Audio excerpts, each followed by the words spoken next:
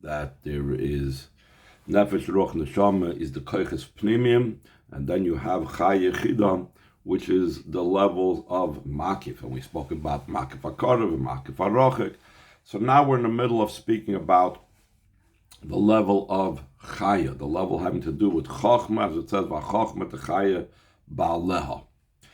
So we started explaining that the difference between Chochmah and Bina is that Chochmah is something that is beyond the Havana V'Asag of Bina, because the understanding and comprehension of Bina is a result of things that come in from outside.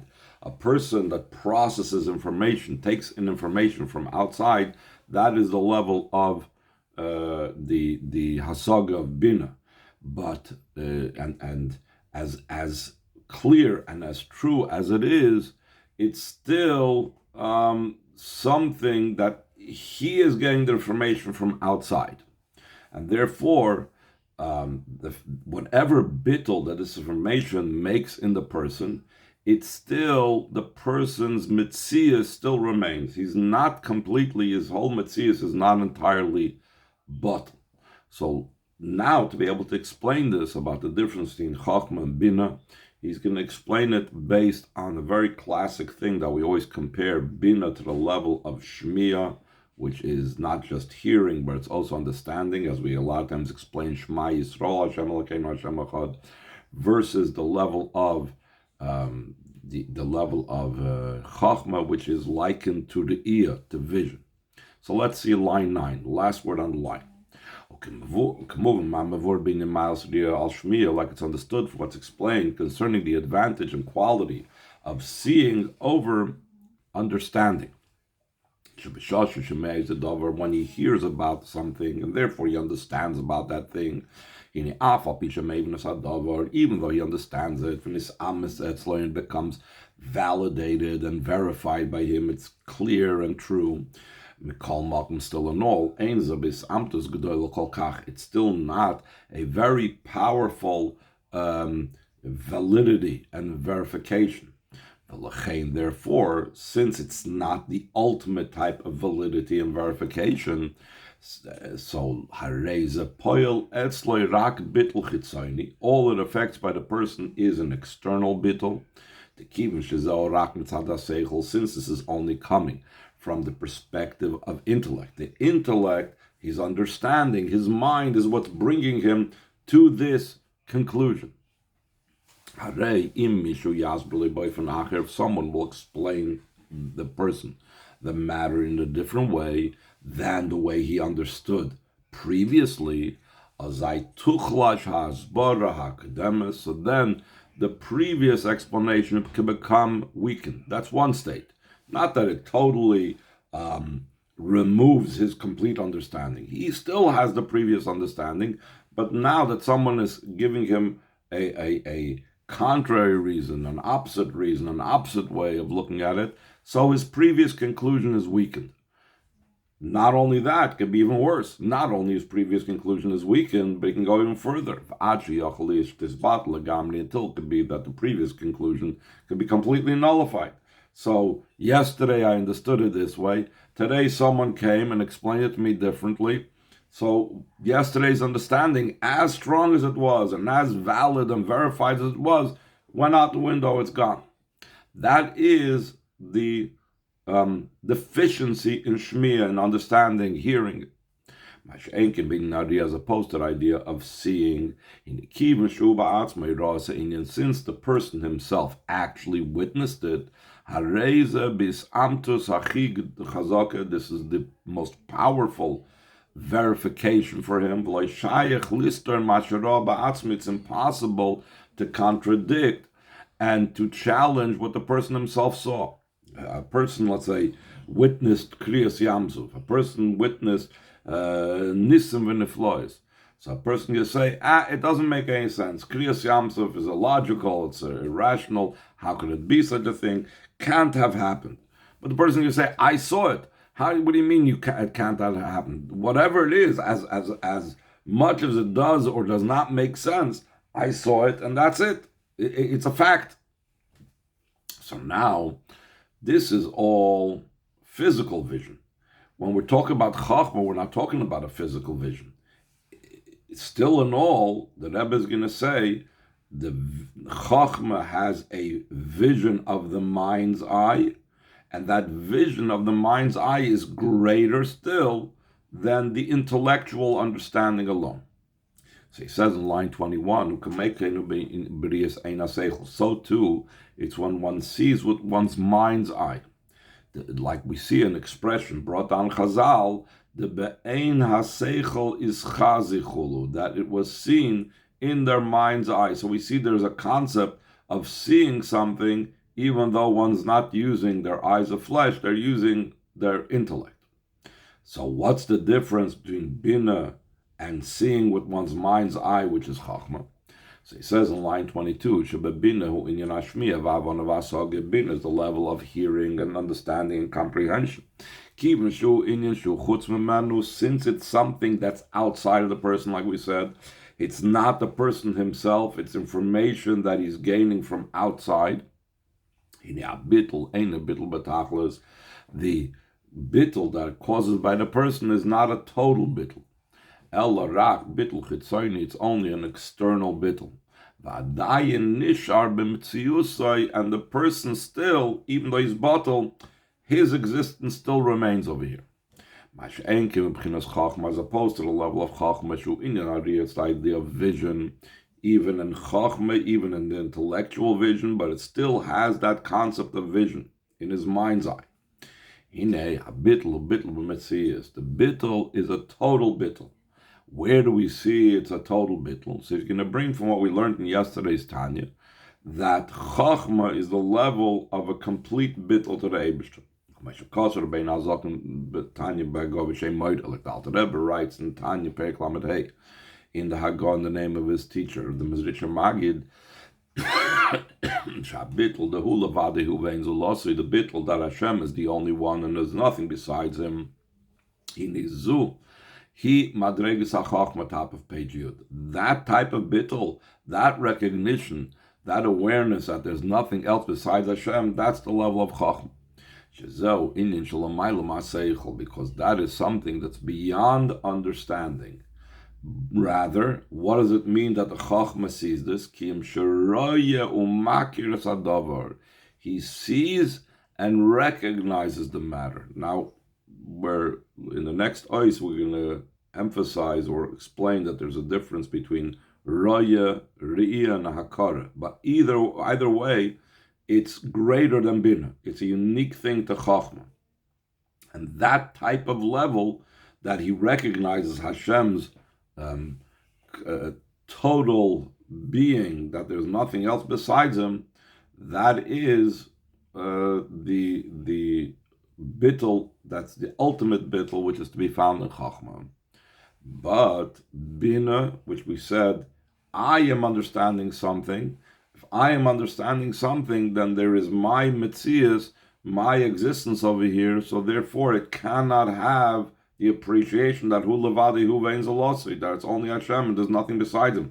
As soon as you say that, that means that there is I recognize, that means there's an I except for Hashem.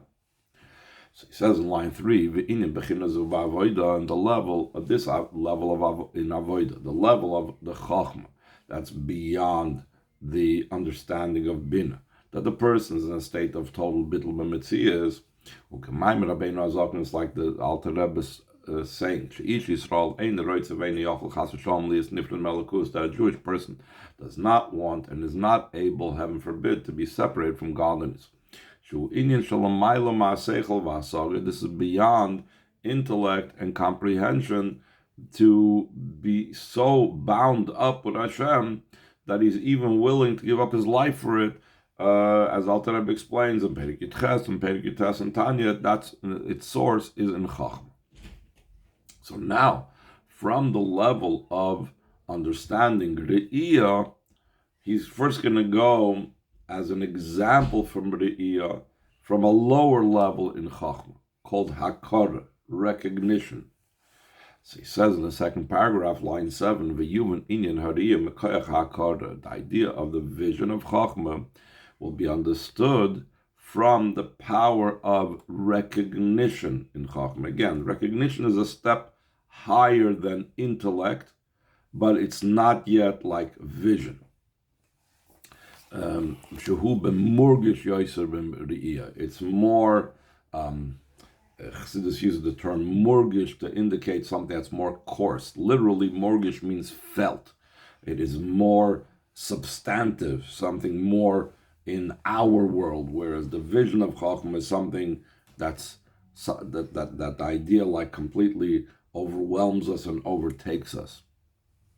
By the way, in the previous Maimer of this Hemshech, where he spoke about Chaya being connected with Chachma, he mentioned these levels of Re'iyah, and he mentioned of Hakara, but he just mentioned it in passing. He didn't go analyzing the level of Re'iyah and what the level of Hakara is, and definitely didn't go into the differences between them. So he says in line 8, starting from the lower level in Chachma, in Hakara, and then extrapolating from that and going higher. So first he's going to talk about Hakara. The true or the main concept of recognition of something is not a result of the person's comprehension. Rather, he recognizes the very matter itself, that this is the way it is. And he's going to give an example. What's it mean, recognition, that's without the idea of understanding? Like we see with a young child, they recognize his father. A baby, someone that's a little bit older than a baby. It's not that this child has some type of intellectual proof that this person that he recognizes as his father, he understands intellectually that he's his father. He doesn't have the mind yet for such developed thoughts. It's a recognition of the essence.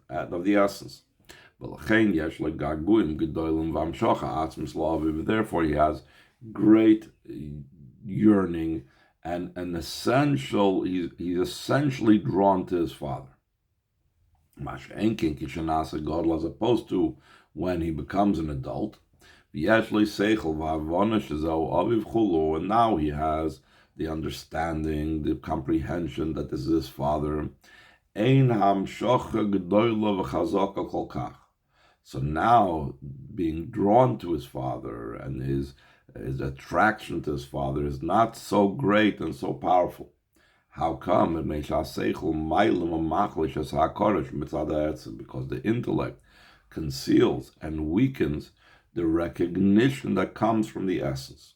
A lot of times Chassidus brings out that even though there's an essential bond, let's say, between Hashem and the Yidden, but when we begin to intellectualize it, that itself can like cover over and like block, if you will, the manifesting of this essential bond. It's always there, we could dig it up, but intellect has this capability to cover over the essence.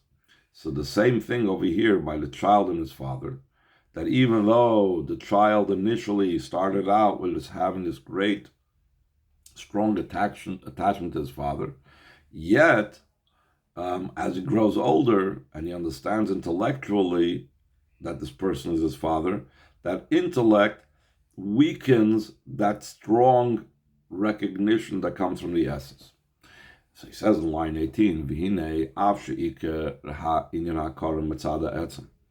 though the main idea of recognition comes as a result of the essence, it's not something that I work towards. It's something that I have this essential bond, like the child didn't work towards having this recognition of his father. This is just something that's innate, that's inherent in the child. Yet, there are situations where I could work my way up to it, like with Hashem. First, I have the bina, the havana v'asaga, and then I work my way up to the hakara. So he says in line 19, Afal became still in all. Even when the recognition comes from below to above, After he understands and comprehends the matter, then he comes to a recognition.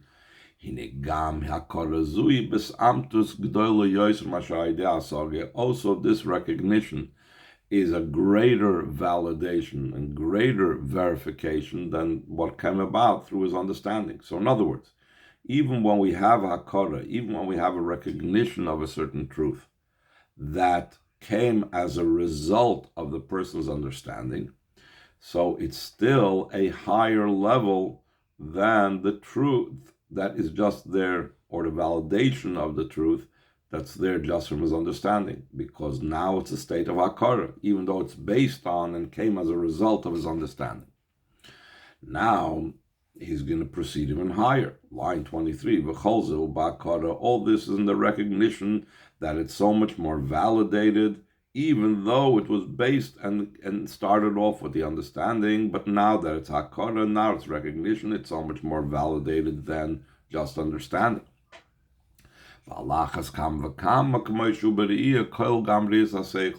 more so, the way it is in the level of vision, including also the vision of intellect, like the Chazal say, Ezel Chacham Haroyas HaNoiled. Who is a Chacham? One who sees what will be. And what's it mean he sees what will be? Like the Alter Rebbe explains,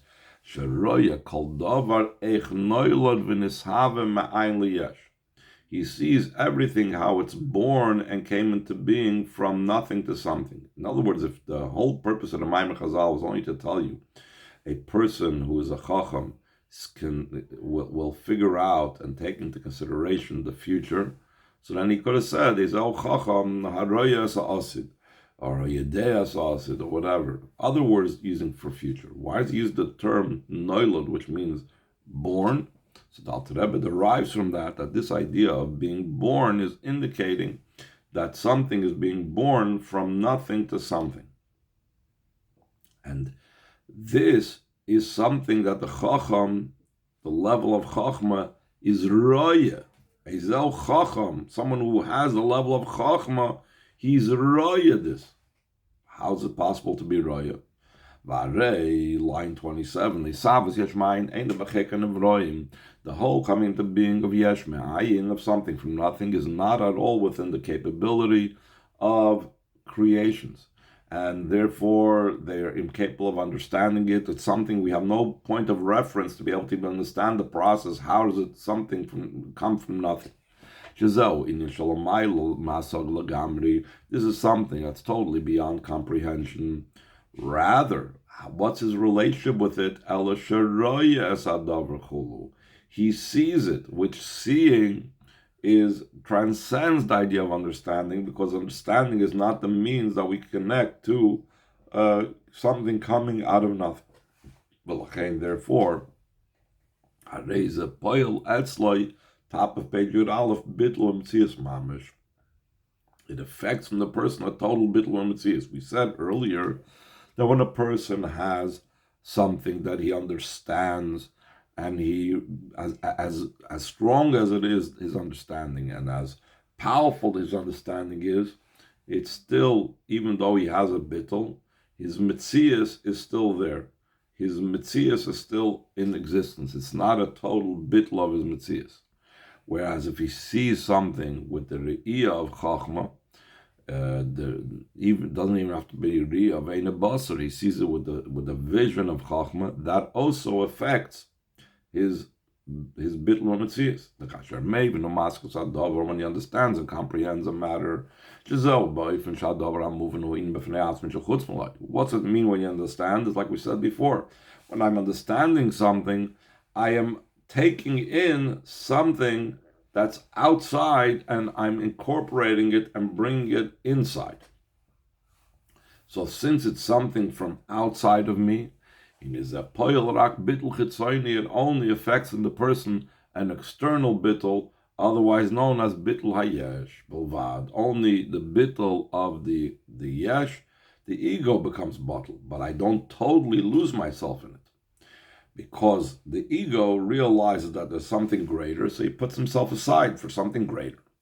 But it's from his own Metzius that his ego realized this. So his Metzius is still there. As opposed to the idea of vision that's not a result of intellect. That causes him to totally become nullified, his entire being become nullified. It's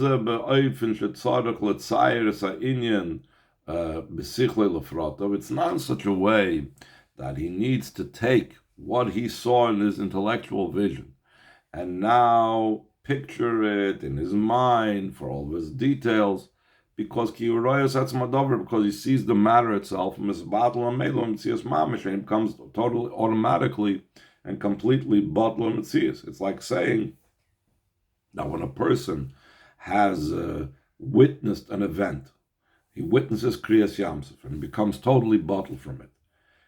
Does he need to analyze it and bring it down into the details and say, well, this is what happened. It was split into 12 splits, and the water became like glass, whatever it is. No, it's not necessary for that bittul to take place. Yes, he could analyze it and he could bring it down, but that's not what's affecting the bittul. What's affecting the bittul is the amazing nature of what he's witnessing in such a way that there's no room for his own mitzias to be there. He says in line 9, since it becomes totally nullified, in such a way that he's leaving all measure and boundaries. He's going outside of himself. He's not within his own self-contained world anymore. He's being brought out of himself, which is in the terms of Chassidus, it's beyond his vessels. It's beyond something that he can contain. That's why it's called transcendent, as we said before, that nefesh, ruach, neshama, which is the machshava the midas, the level of bina. These are things that are koiches pnimim, that are enclosed in the different vessels. They are limited and so on. But when you talk about the level of chachma, the re'iyah of chachma, and so on, so then the person is completely out of his boundaries, out of his limitations, and therefore it's called makif. It's not a koyach pnimi. The level of chay, the level of chachma is called makif. It's called transcendent. It's something beyond being contained, because he totally loses his mitzias. Let's make a small dent into ois hey. Once we explained the level of chaya, which we said chaya is the level of makif hakorev, so now he's going to explain the level of yechida, which we mentioned yesterday. The yechida, which is higher than chaya, is called makif harochik. That korev means that the makif still has a connection with those koiches pnimim, that the chachma has a level that, even though it's a level of makif and is not contained by the vessels, still in all it has a connection with those koiches pnimim, with the nefesh, ruach, and the neshama. That's the idea of makif hakorev, that the makif hakorev is connected with whatever it's a makif over, versus makif harochik that we're going to speak about. That is beyond the level of any type of connection with the koiches pnimim, with the nefesh, ruach, and the neshama. That's why it's called makif harochik. It's a makif that's distant, that doesn't connect with it. And he's going to bring what we know, that Chachma is a level of Reishis, and we spoke in the previous Maimer. Reishis, on the one hand, means that it's higher than. On the other hand, it means it's the beginning of something. So it means it's associated with that other thing. So Chachma is called Reishis. Reishis Chachma, as we know. Similar to the house in Klippa. Reishis Goyim Amolik. So it has to do with the Koiches Pnimim. It still somehow is a makif over the Koiches Pnimim. And on the other hand, it's transcendent, as opposed to the next level, the level of Yechida, which is Makif HaRochik, has no connection with the Koiches Pnimim at all, as we will learn in Eretz Hashem tomorrow.